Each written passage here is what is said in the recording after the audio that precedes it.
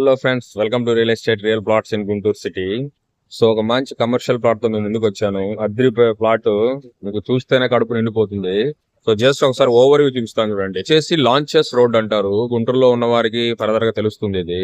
ఇదిగోండి, ఈ రోడ్ కొద్దిగా ముందుకు వెళ్తే మీకు పొన్నూరు హైవే గుంటూరు తగులుతుంది. జస్ట్ ఊర్లోనే ఇది. సో దీనికి జస్ట్ ఇక్కడ ఈ రోడ్ వచ్చేసి రెడ్డివారి బజారు. ఒకసారి చూపిస్తాను చూడండి.